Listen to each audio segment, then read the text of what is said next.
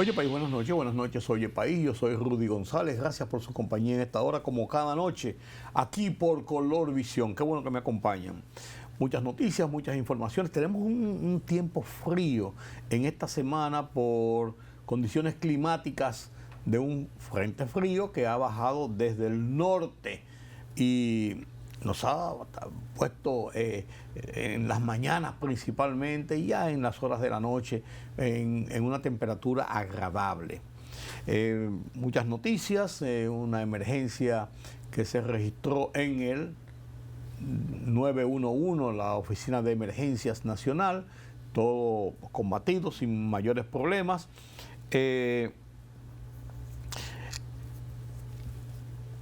Recomienzan las relaciones entre Venezuela y República Dominicana, vuelven los vuelos entre los dos países, están también las aperturas de los consulados. Guido Gómez Mazara rinde cuentas de sus primeros 500 días al frente del Indotel y da nuevas perspectivas. Estos y otros temas después de la pausa. El presidente de República Dominicana, Luis Abinader, aseguró que el país se consolida como un centro logístico estratégico para el comercio internacional, gracias a su estabilidad democrática, diversificación económica y una sólida alianza público-privada durante su participación en la Cumbre Mundial de Gobiernos 2026.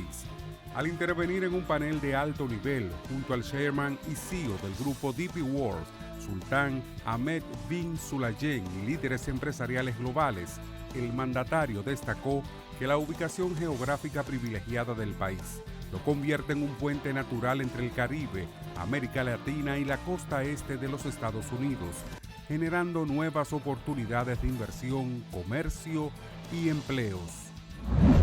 El director ejecutivo del Sistema Nacional de Atención a Emergencias y Seguridad 911, coronel Randolfo Rijo, informó que en la madrugada de este martes se produjo un incendio en el área de despacho de la institución, situación que fue atendida conforme a los protocolos establecidos.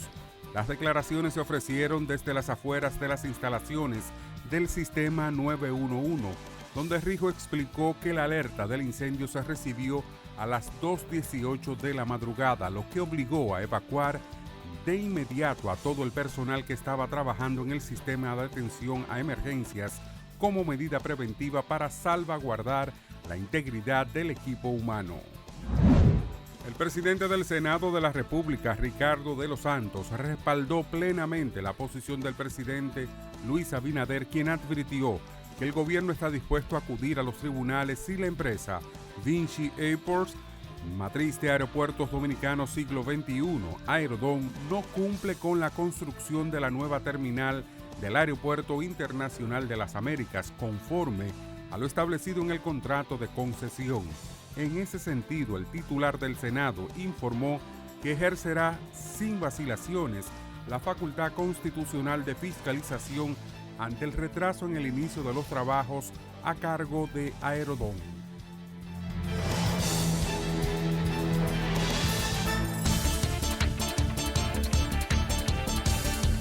El presidente de Irán dijo que había dado instrucciones al ministro de Relaciones Exteriores del país de buscar negociaciones justas y equitativas con Estados Unidos, la primera señal clara de Teherán de que desea intentar negociar, mientras las tensiones siguen siendo altas con Washington después de la sangrienta represión del país de Oriente Medio sobre las protestas nacionales el mes pasado. El anuncio marcó un cambio importante con el presidente reformista Masoud Pezeshkian, quien había advertido ampliamente a los iraníes durante semanas que la agitación en su país había superado su control. También indica que el presidente recibió el apoyo del líder supremo de Irán, el ayatollah Ali Khamenei, para las conversaciones que el clérigo de 86 años previamente había descartado.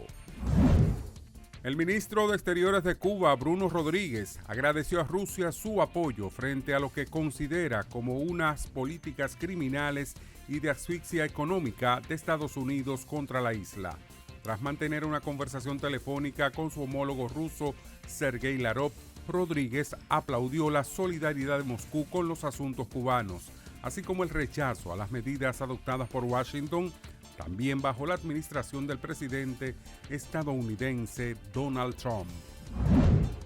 El presidente del gobierno español, Pedro Sánchez, anunció recientemente en la Cumbre Mundial de Gobiernos en Dubái que España prohibirá el acceso a redes sociales a menores de 16 años. Esta medida forma parte de un conjunto de acciones destinadas a incrementar el control sobre las plataformas digitales. Durante su intervención, Sánchez destacó la necesidad de transformar las plataformas digitales en espacios más saludables. Indicó que además de la restricción de edad, su gobierno implementará políticas para que los directivos de estas plataformas asuman responsabilidades legales por cualquier infracción cometida en sus redes. La libertad solo reside en los estados en los que el pueblo tiene el poder absoluto. Por el respeto a los valores democráticos y la dignidad del pueblo dominicano, El Rumbo de la Tarde, plural, objetivo, comprometido siempre con la verdad. Con Georgie Rodríguez, Rudy González y Ramón Colombo. Los poderosos ya están en el aire.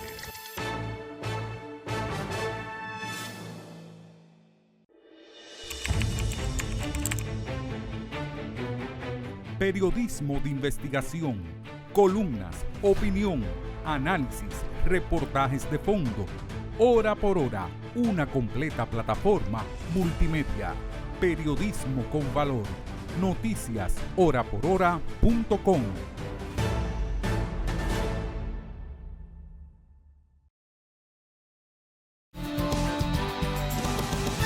Guido Gómez Mazara ha dicho nueva vez que su obra, su ciclo en Indotel ha terminado. Pero lo ha puesto en perspectiva y lo ha explicado. Ha terminado esa fase de su gestión en Indotel que se ha propuesto. 17 meses y ha hecho una evaluación de su gestión. Mucha gente, porque se va para otro sitio. Él ha hecho una evaluación de su gestión. Y esta frase de mi ciclo en Indotel ha terminado, se ha interpretado como que se va, como que lo están despidiendo, que lo van a sacar, que lo van a cambiar. Él lo explica de esta forma. Que todo este proceso de transformación no ha sido el resultado de un ciudadano, sino el esfuerzo, la vocación de servicio, el trabajo de los miembros del Consejo y todos los empleados de Indotel que se han dedicado en cuerpo y alma a hacer este esfuerzo. La intención nuestra es pasar un balance, no hay especulaciones de ninguna naturaleza. ¿Por qué? Porque en materia de defender una gestión, lo importante es que las cifras se impongan al relato.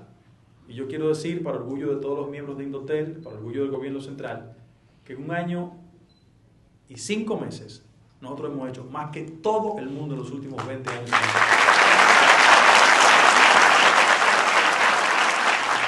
Yo creo que Indotel ha hecho un trabajo interesante, ha hecho un trabajo importante y le ha dado la dignificación de lo que es esa entidad del gobierno. No simplemente es un ente regulador para estar ahí en una oficina y recibir quejas de usuarios y manejar las diferencias entre las telefónicas, entre los prestadores de servicio, el público, la gente. No, va más allá. Tiene una impronta en un mundo que está, señores, adelante, por así decirlo, en la tecnología. Y hay tanto que aprender, tanto que conocer, tanto que dar con la tecnología. Y esto es lo que ha hecho esta gestión de Guido Gómez Mazara, no cabe dudas. En las emergencias, en las oficinas principales del 911, ahí en la Abraham Lincoln, se produjo un conato de incendio. Un incendio. Fueron los bomberos y el centro quedó fuera de operación. 4 personas resultaron con síntomas de asfixia por el humo inhalado, pues están fuera de peligro. Y todo pasó a trasladarse las operaciones desde la sede alterna que opera en Santiago para todo el Cibao, pero también está interconectada con todo el país. Usted llama ahora al 911 y le van a contestar en el Cibao como si estuviera aquí. Usted no se va a dar cuenta de qué pasó. Y la ayuda, la solicitud de emergencia va a fluir exactamente igual. El oficial Randolph Rodríguez, el jefe del 911, Randolph Rijo, dio una serie de detalles sobre el tema. Y estuvo Félix Reina, quien es el jefe de comunicaciones del Palacio Nacional, y fue en horas de la madrugada, estuvo allí con el ministro de las Fuerzas Armadas, estuvieron viendo qué pasó y dieron sus explicaciones.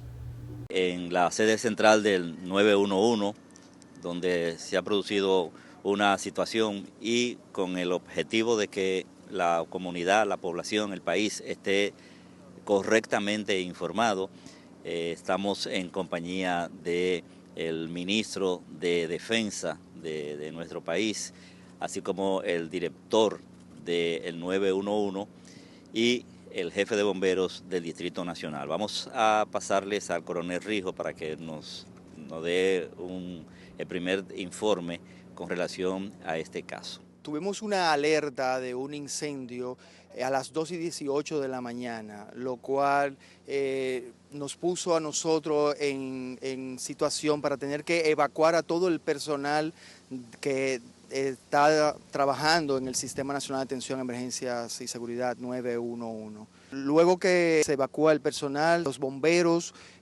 comenzaron a trabajar y sofocaron el incendio que se produjo en el área de despacho, lo que ocasionó daños por alrededor de un 60% del área de despacho.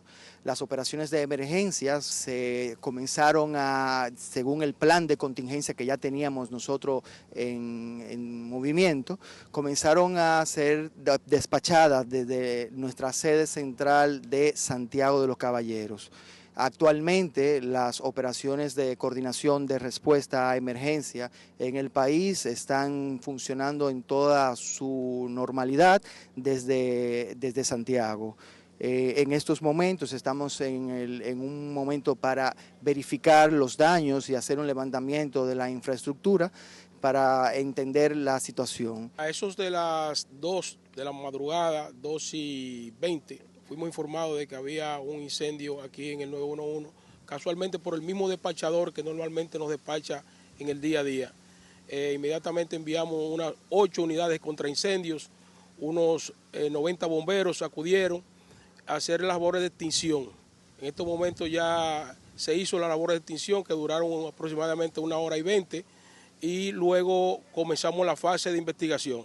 El departamento técnico está aquí en el lugar, haciendo todo lo que es los levantamientos para determinar la causa del incendio. Hay que dar gracias a Dios que después de este incendio producido aquí en el 911, gracias a los protocolos que dispone esta institución, el sistema no se vio afectado porque ya todas las operaciones se están realizando desde Santiago. O sea que la población puede estar tranquila y segura de que las operaciones del 911 continuarán sin ningún tipo de novedad en todo el país.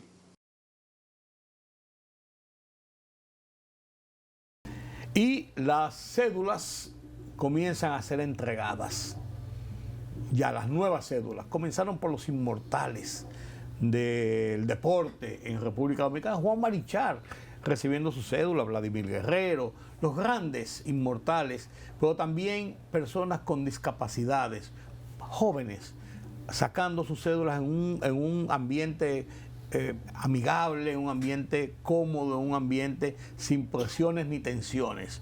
El proceso de cedulación de la población dominicana ha comenzado. No solamente fue el acto protocolar de la primera cédula, la pareja presidencial, sino que ya está cumpliéndose el cronograma que se había establecido por ciclos para poder dotar a la ciudadanía de esta cédula. En eso estamos. En eso estamos. Y hay un tema que nos ha producido cierto escozor y es el tema de una serie de mujeres que han sido encontradas decapitadas en ríos en la frontera. Bandas internacionales de tráfico de humanos, les venden el sueño de llevarla a otros países y en el transcurso de esto las asesinan, decapitadas. Se habla de 3 mujeres ya oficialmente encontradas, se habla de que son más, de que hay 5 o 6. Hay una persona arrestada de este lado que fue arrestado por los soldados del ejército de República Dominicana mientras se escondía porque andaban buscándolo de aquel lado para lincharlos.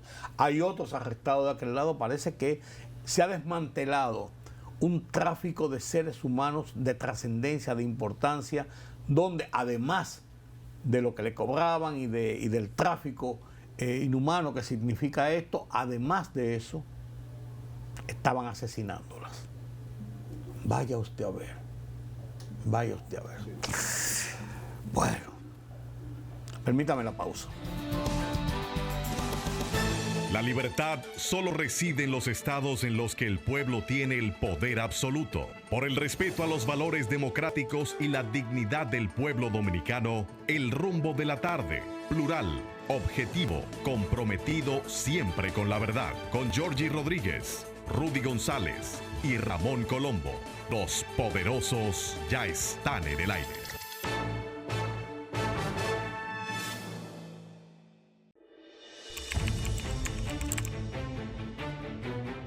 Periodismo de investigación, columnas, opinión, análisis, reportajes de fondo.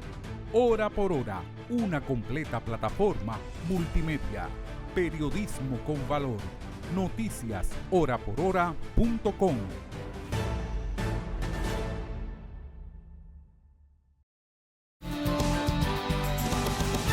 Gracias por continuar con nosotros aquí en Oye País. Analizamos la política internacional.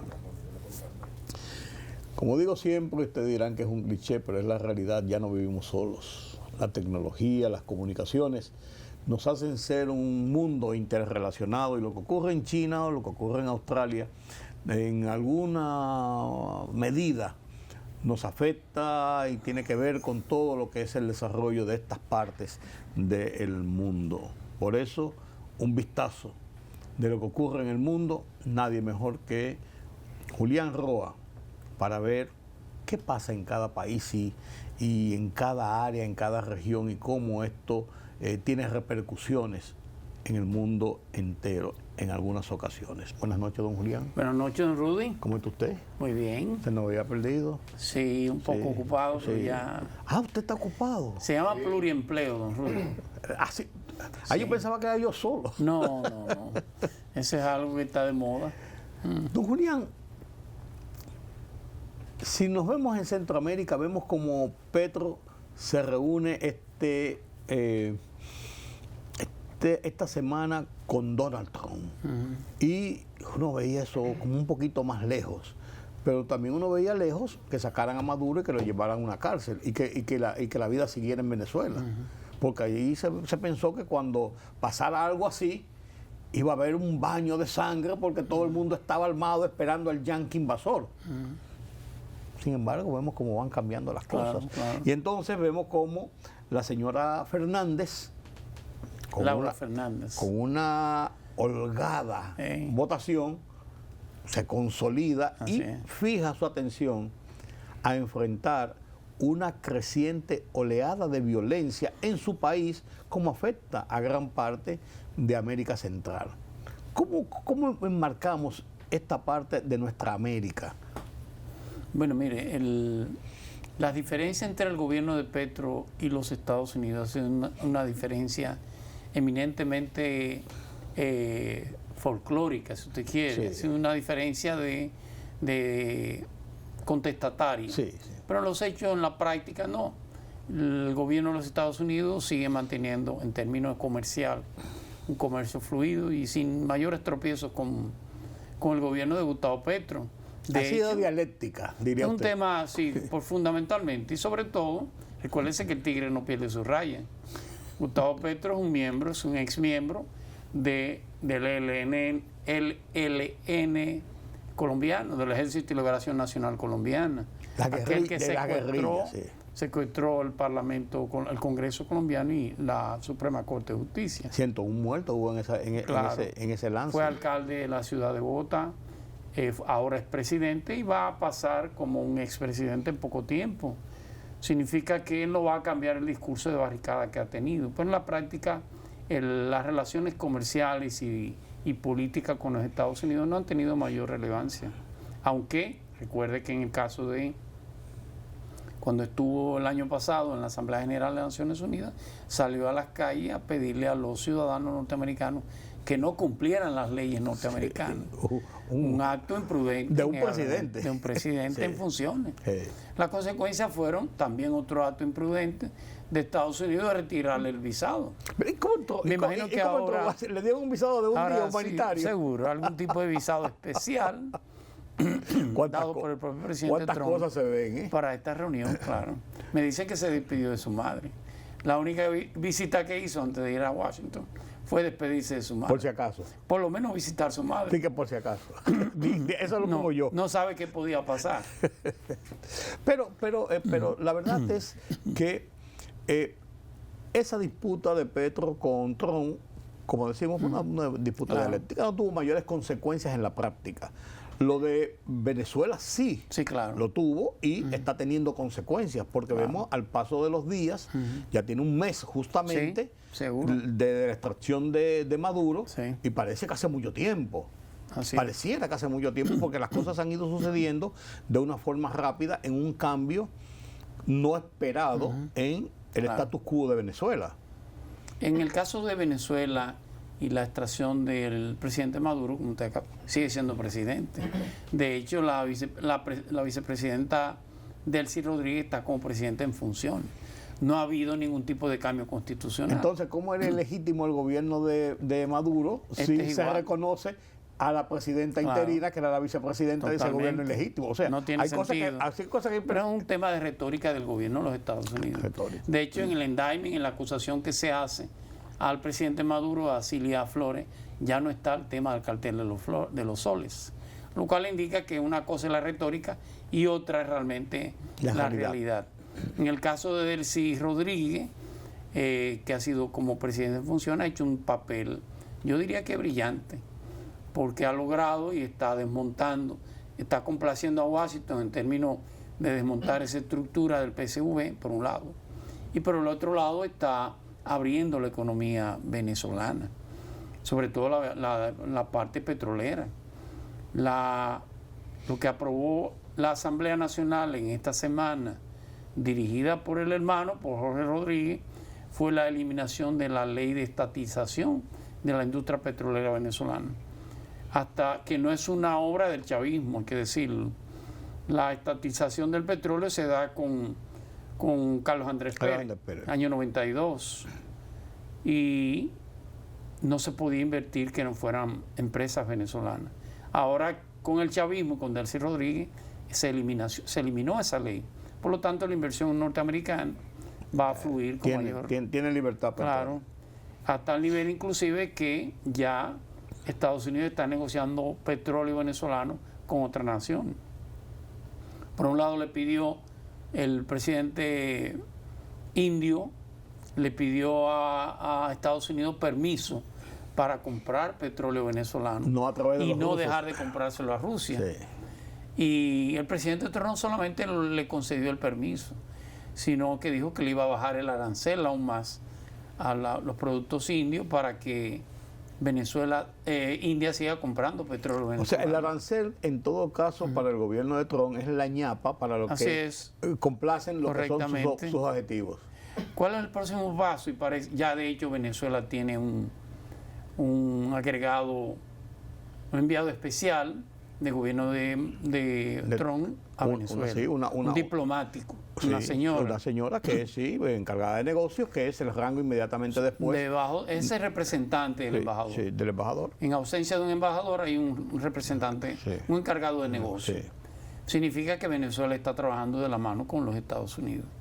Claro que usted entenderá que hacerlo de golpe es un llamado a una guerra civil, una desobediencia. Yo creo que se ha ido desmontando el poder militar, incluso más rápido de lo que uno pensaba. Sí, así es. Aquí hablábamos a principio cuando pasó y comenzó el proceso, Claro. Tú decías, recuerdo, y yo también lo entendí así, esto va a durar un tiempo todavía. Hay que No, y ver va a durar, es así. No, porque uno pensaba que iba a ser más lento todo, Ya. pero ha ido en Claro. una forma consistente. Las Fuerzas Armadas pronunció un manifiesto de apoyo irrestricto a la presidencia de Delcy Rodríguez, lo cual tranquiliza a la sociedad venezolana y por supuesto los grupos del PSV están entendiendo la transición. Es un tema de entenderlo. Y de supervivencia. Y de supervivencia. La posición de Cabello, que es el gran líder de ese grupo de abajo, es una posición de preso de confianza. Sí. De una manera u otra él puede ayudar, por eso no ha sido acusado, Sí. a desmontar esa parte ¿Te podemos trancar popular. aquí o te podemos trancar allá? Correcto. Por así decirlo. Claro, esa transición democrática en el ámbito democrático va a ser más lenta que la transición económica. No, claro. Y por supuesto va a tomar más tiempo. Y tú estás desmontando una estructura de Correcto. 25 años. Así es. Desde 1999 De hecho, del chavismo hasta ahora es una estructura de 25 años, una Correctamente. generación. ¿Cómo usted dirá que la líder de la oposición, Corina Machado, no ha ido a Venezuela?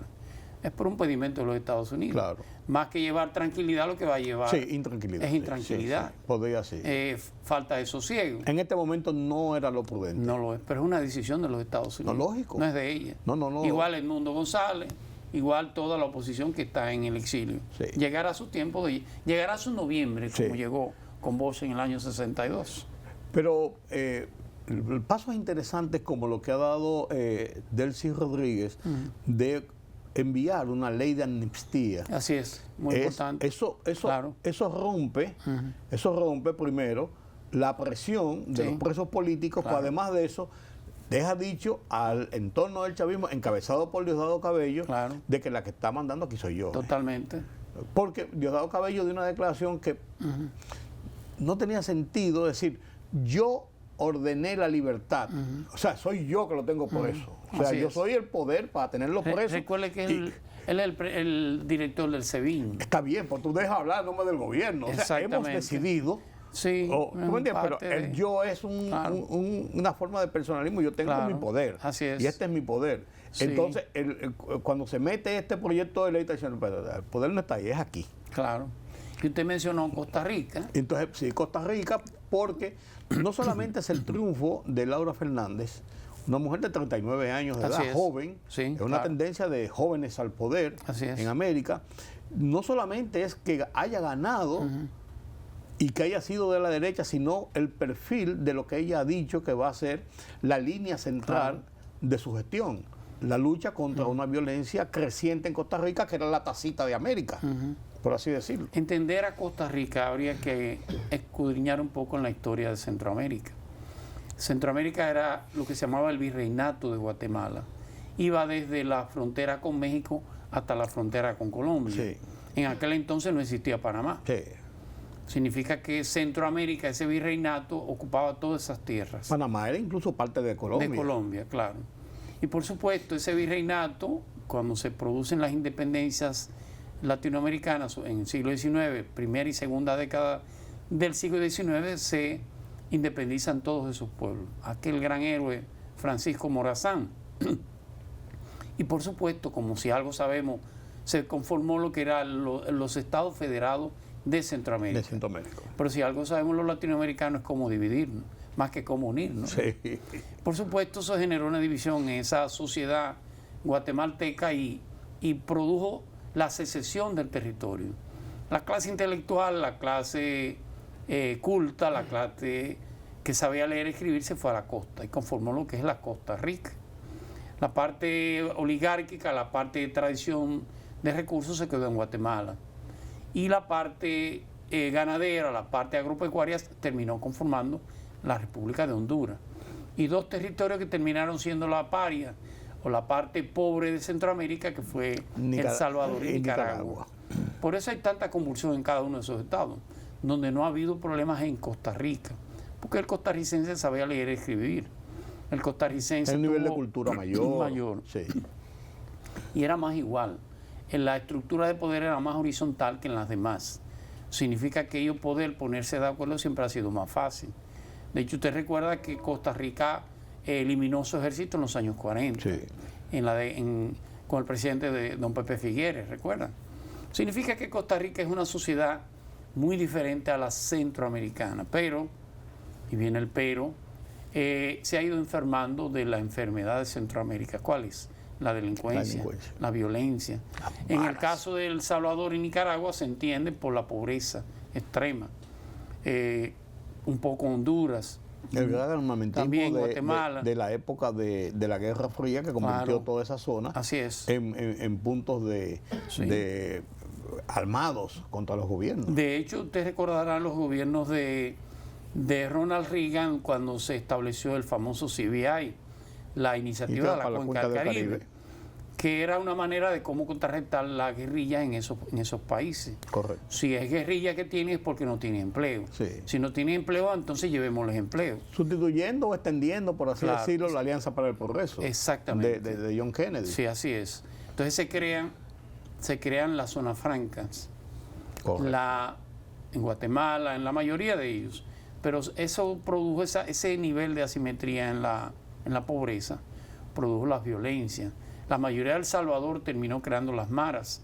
Esas maras terminaron en los Estados Unidos, creando las maras salvatruchas en California. En pocas palabras, Centroamérica adolece de la enfermedad de la violencia y de la alta delincuencia. Costa Rica se mantenía al margen de eso. Ahora no. Ahora el fenómeno a pelear en Costa Rica es la violencia y la delincuencia. Por eso gana el presidente actual, Álvaro Chávez. Y esta señora, que era la ministra de Planificación de Álvaro Chávez, es la candidata a ganar la presidencia y gana con el 42%, 10 puntos por encima más de 10 puntos por encima del candidato opositor. Que tuvo un 31%. Por lo tanto, por eso no hay segunda vuelta. Si gana con más de un 40 y un 10% de diferencia, no hay segunda vuelta. ¿Cuál ha sido la promesa de esta señora? Primero, continuar la política de Chávez y segundo, tratar de imitar el modelo Bukele, el modelo de la represión seria y la creación de una gran cárcel, una especie de secot, como existe en El Salvador. Es innegable que ese es el discurso que está comprando el centroamericano. Quiere paz, sobre todo Costa Rica, que no tiene grandes miserias. Ellos son, como dice su eslogan, pura vida. Pura vida, sí. Por eso se llama Costa Rica. Así es. Porque no solamente es riqueza económica, sino riqueza por la tranquilidad, la paz, el desarrollo. No ha tenido ejército de los años 40. Sí. Eso pensarlo en otro país de Latinoamérica es casi imposible. Imposible. Hay quienes dicen que hay que explicar ese fenómeno de cómo se ha mantenido dentro de ese entorno y dentro de la realidad de lo que pasa en América Latina se ha mantenido. Hay más de 1 millón de nicaragüenses viviendo en Costa Rica. Hay un gran éxodo, como lo tenemos nosotros con los haitianos, lo tienen los costarricenses con los nicas, como ellos le llaman. Y ya usted entenderá que esa alta migración lleva de todo. Y ellos son los ticos.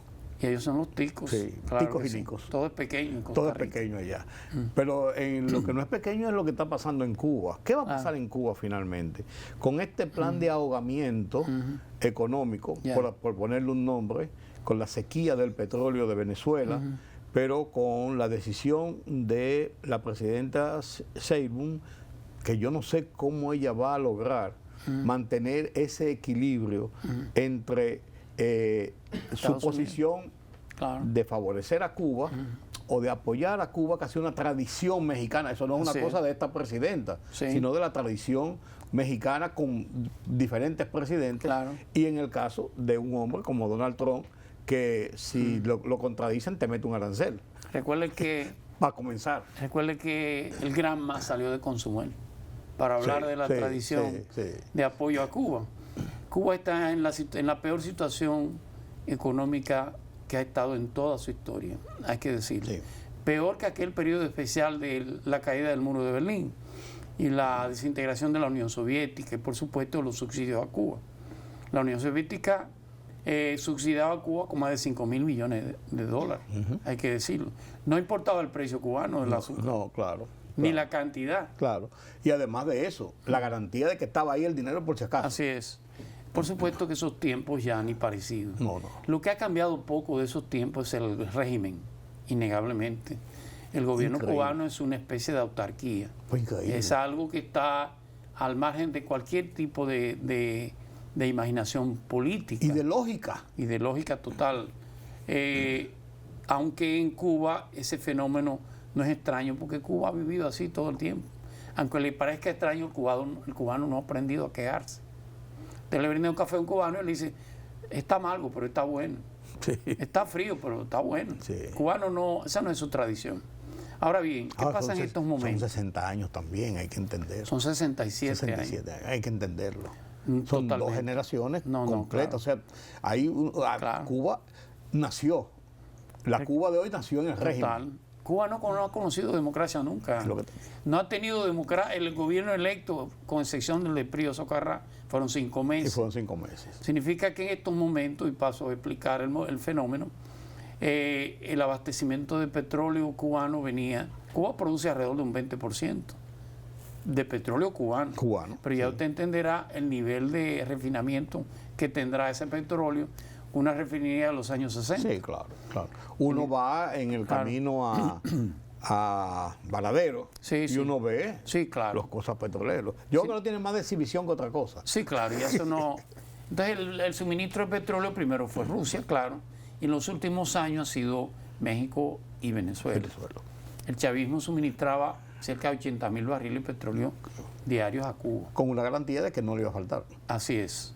Y México que facilitaba alrededor de 40 a 50.000 barriles.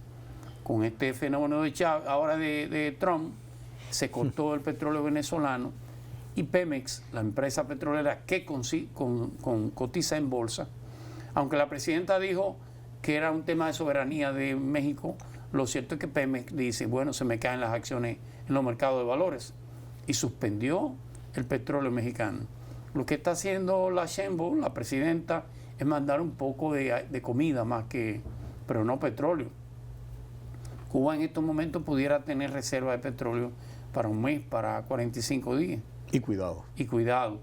Significa que, y eso lo digo al margen de una información concreta, ya hay negociaciones entre Cuba, el gobierno cubano y el presidente Trump, para algún tipo de cambios en Cuba que, independientemente de que el fenómeno Trump es un fenómeno atropellante, Cuba debió de hacer hace muchos años. Desde la inhabilitación de Fidel Castro, antes de su muerte, la sustitución de Raúl, se pensaba que se iban a hacer los cambios y las reformas en Cuba. Y la apertura de Obama. Y la verdad es que ha sido contrario. Se pensó que ahí era el camino realmente. Pero Cuba no ha hecho ningún cambio, hay que decirlo.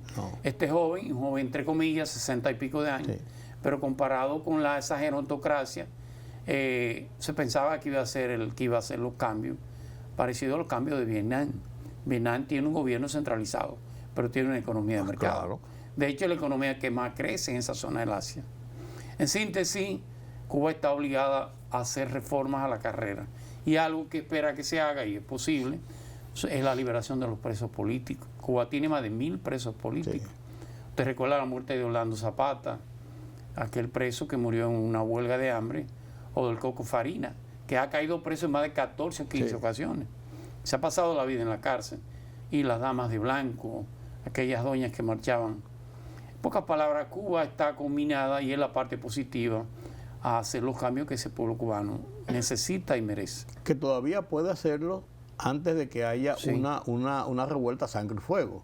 Así es. Apoyado por la esperanza de una acción de los Estados Unidos. Por ejemplo, un pueblo desesperado, si las cosas se siguen agravando, no sabe dónde va a llegar. Es un poco complicado, lo insisto, porque los controles políticos en Cuba son estrictos.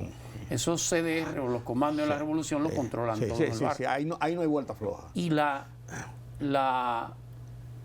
población cubana en el exilio se puso vieja. Además, ya no miran hacia los jóvenes Cuba. Su problema, para los jóvenes de descendencia cubana en la Florida, Cuba no es su prioridad. No, será ir a visitar donde nacieron los abuelos. Claro. O sea, hay una situación complicada. Sigue habiendo el grupo del Versalles en la calle 8 que se reúnen todas las mañanas a beber un café y a decir que ya se cayó el régimen. Usted recuerda a Mascanosa, que era el presidente en el exilio. Claro. Nelson Mascanosa, su hijo, que era el sustituto, tiene más de 70 años. Entonces no puede haber. No, es que con un régimen que tiene 67 años en el poder, no tiene que ver. No puede ser. O sea, crear una fuerza opositora en Cuba es complicado. No es tan fácil. ¿Le va a dar resultado y va a salir fortalecido o puede salir lesionado Xi Jinping con la purga que está llevando a cabo en China? No, claro que no. De hecho, la reelección de Xi Jinping en el Pechén, como yo le llamo al Partido Comunista, su reelección no obedece a su persona, sino a un programa de gobierno. China se da lujo de hacer programas a 100 años. Y en este caso, China cambia el modelo de China, la China de la supervivencia por la China de la conquistadora. Quede claro. Con Xi Jinping el modelo chino es conquistar nuevos territorios. Con Xi Jinping es la ruta de la seda, recuerden. Claro. Claro. Y es como el culmine de ese proceso de transformación que comenzó en China en los años 70, con Zhou Enlai, que es el gran ideólogo de la China abierta, de la China capitalista, de la China de una economía de mercado, con Zhou Enlai y Deng Xiaoping. Y de ahí en adelante es un programa que se ha venido ejecutando. Con el presidente Xi es una continuación y por supuesto es un cambio de muchos de los miembros del Pechén que ya no entienden ese modelo. Usted recuerda cuando él se religió, hubieron 2 miembros del Pechén, octogenarios, legendarios. Lo sacaron públicamente de la asamblea. Y lo sacaron con la seguridad. No, y públicamente para que se viera que estaban siendo expulsados públicamente. Estos cambios son iguales. Es un fortalecimiento de esta China imperial. Una China que anda ganando mercado, conquistándolo por la fuerza de su mercado, por la fuerza de su producción, no por las armas. No por las armas. No es ni por la ideología. Ni es por la ideología. No, ya eso pasó a la historia. Es con la fuerza del mercado, fundamentalmente. Esa ruta de la seda, que la gente no es una ruta terrestre, es una ruta internacional, marítima, aérea, terminará copando la mayoría de los mercados del mundo. Definitivamente. De cada 10 productos que se producen en el mundo, que se consumen, 3 son chinos. Definitivamente, o sea, claro. Y el pleito con Trump es un pleito que ellos han sabido llevarlo. El pleito no es enfrentarme contigo en el frente del cuadrilátero, es ver qué tiempo duro dando vueltas en lo que tú me golpeas. Correcto. En lo que yo sigo creciendo. Correctísimo. O tú terminas cansándose, una de las dos. Es un pleito a larga distancia. Trump termina en 2 años, en 3. China tiene todo un programa de muchos años. Sí, la vida por delante. Sigue siendo la economía del mundo que más crece. Sí. Bachelet. Una excelente candidata a la Secretaría General de sus posibilidades, porque está la Bárcena también, que la han propuesto algunos países, que es la que viene de la CEPAL. Así es. Y ocupa ahora una de las posiciones dentro de lo que es el concierto económico que maneja Naciones Unidas. Así es. Y la Bachelet ha estado ligada a Naciones Unidas en los periodos donde no ha estado como presidenta de su país. En los 2 interregnos del tiempo. Era la comisionada de derechos humanos del ONU Mujer, ONU Mujer. A nivel mundial. Sí. Bueno, la Bachelet es una excelente candidata, fue una excelente presidenta. Sí, tiene mucho prestigio. Pero ha sido propuesta en este caso por Chile, su país anfitrión, por Brasil y por México. Por México. La posición, habría que ver cuál es la posición de Estados Unidos. Generalmente esos han sido 3 países contestatarios a la política de Donald Trump. Y ella tiene una posición de centroizquierda socialdemócrata. Tiene una posición de alta dignidad, que en estos momentos Estados Unidos no es la que busca. No es lo que Bachelet está más a la izquierda de Antonio Gutiérrez, del portugués. Y a Estados Unidos no le ha gustado la posición de Antonio Gutiérrez con relación a Gaza y con relación a Ucrania y con relación al caso de Venezuela. Significa que para mí sería la mejor candidata, pero habría que ver cómo se sigue, cuáles serían las concesiones que habría que hacer para que ella sea la próxima secretaria general en un mundo donde Estados Unidos controla los mecanismos los instrumentos de decisión internacional. Sí, ahí eso lo negocian, como tú nos has contado muchas veces, como se ha negociado Rusia y Ucrania, como se ha negociado Gaza e Irán, todos esos puntos de tensiones y de conflicto. Recuerda que Naciones Unidas, que es el mayor instrumento de integración y de solución de conflictos creado a partir de la Segunda Guerra Mundial, pero es una división de los que ganan, no de los que pierden. Aquella famosa Carta de San Francisco creó el órgano político, que es Naciones Unidas. En los acuerdos de Bretton Woods se crearon los órganos financieros y económicos, el Fondo Monetario, el Banco Mundial, la OMC, que aquel entonces se llamaba el GATT.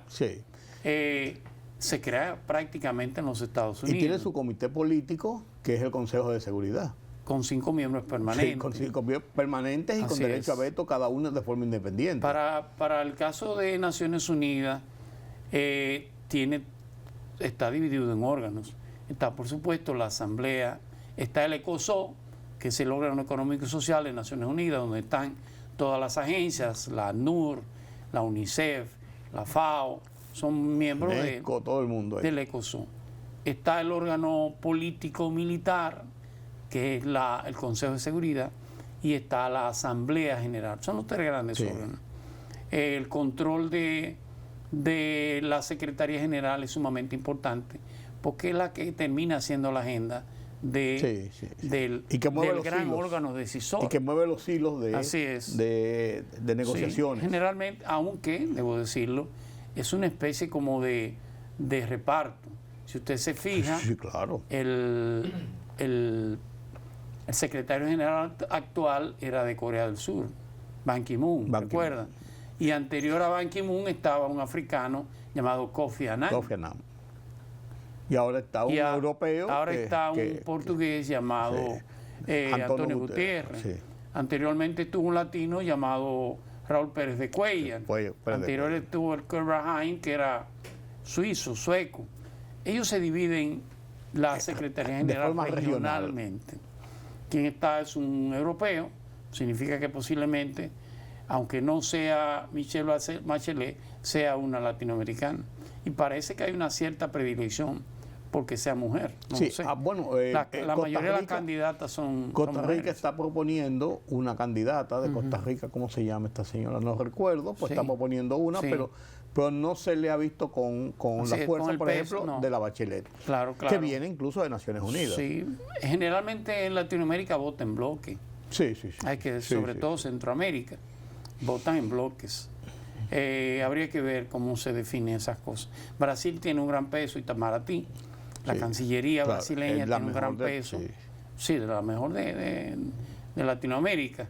Tiene un gran peso sobre las demás cancillerías. Y México tiene un peso importante. Por supuesto. Claro, como uno de los países grandes del continente. Michelle Bachelet jugaría un gran papel, habría que decirlo. Y se le ve contemple. Y tiene un alto grado de credibilidad en el mundial. De respeto. Siempre no ha estado nunca involucrada en un dimidirete, ni un escándalo. Es muy prudente al hablar. Así mismo muy prudente. El día 7 de febrero termina el Consejo Presidencial Provisional de Haití. Sí, así es. ¿Y entonces qué va a pasar ahí? Vendrán las negociaciones, de hecho ya se están haciendo para la fijación, aunque está fijada las elecciones en Haití para este año, lo cual es casi imposible. Es una quimera, mientras existen esos problemas de violencia que cada día aunque usted crea que aunque se haya creado un grupo antipandilla, eso es eminentemente... Hay una ingobernabilidad ahí que no permite hacer un proceso electoral. Se conformará un nuevo consejo. Claro, significa que los actores que se han conformado por la clase empresarial, mayoritariamente por encima de la clase política, por eso han sido tan torpes las decisiones que han tomado, pues son decisiones eminentemente empresariales, con muy pocas excepciones políticas. Ahora debería de ser un consejo más equilibrado, con más experiencias políticas que las que hay actualmente.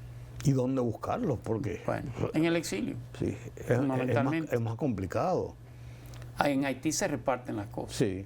Tradicionalmente cada quien tiene su gota de poder. Esto recuerda que se buscaron con pinzas y hubo algunos que tuvieron que salir incluso. Sí. Bueno, posible que esa joven que salió de la Cancillería... que salió de todo. Primero fuera parte del Consejo y después estaba en la Cancillería. Sí. Pudiera ser una de las nuevas miembros. Es posible. Tiene una posición muy de derecha. Muy adversa a la República Dominicana, debo decirlo. Totalmente. Pero, y lo manifestó de manera pública. Podría ser un elemento para Donald Trump o para los Estados Unidos, con el señor Rubio, para la conformación de ese nuevo consejo. ¿Y eso no sería contraproducente para las relaciones con República Dominicana? Los intereses de los Estados Unidos no son los intereses de la República Dominicana. Sí, pues yo pienso que a lo mejor también se toma en cuenta mantener un estado de tranquilidad y de buenas relaciones con República Dominicana. Habría que ver.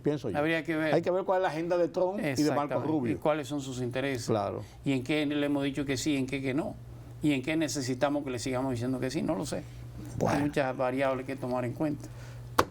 Don Julián, gracias. A usted, don Rudy. Vamos a ver qué pasa en Irán. ¿Qué usted cree que va a pasar en Irán? Le pido disculpas a los amigos la semana pasada. No, pues está bien. Irán va a una negociación igual.